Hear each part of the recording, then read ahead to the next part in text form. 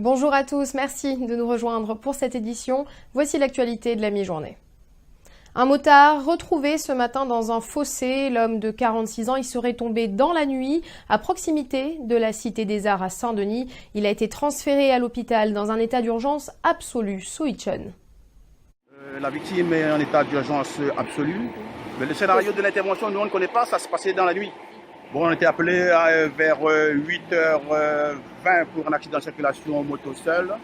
À notre arrivée, on a retrouvé une victime allongée au sol environ 4 ou 5 mètres. La victime était consciente, la moto était à environ 5 ou 6 mètres. Ce que vous voyez là, les traces du freinage là, qui est là, jusqu'au fond là-bas. Patrick Laucan, le meurtrier présumé d'Alexandrine, a été auditionné hier par les policiers. Toujours hospitalisé, il fait malgré tout l'objet d'une garde à vue. L'homme avait tenté de mettre fin à ses jours après avoir mortellement poignardé sa compagne. Selon nos informations, il pourrait être entendu cet après-midi dans sa chambre d'hôpital par le juge d'instruction.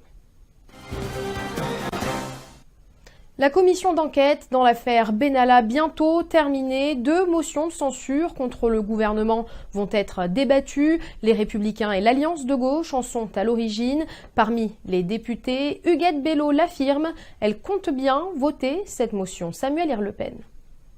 Donc évidemment, je vais voter la motion de censure parce que ce qui se passe est absolument inadmissible.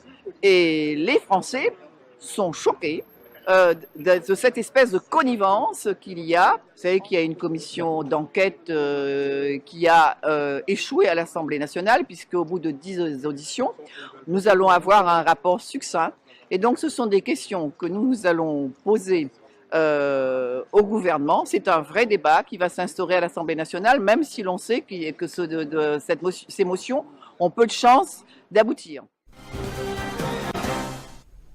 Une convention a été signée hier par les élus de la commune de La Possession. Elle autorise la région à exploiter la carrière des Lataniers, mais dans une moindre mesure que ce qui était prévu au départ, en échange d'une enveloppe de 20 millions d'euros qui servira à financer les projets de la commune. Reste à obtenir le feu vert de la préfecture. Samuel Irlepen.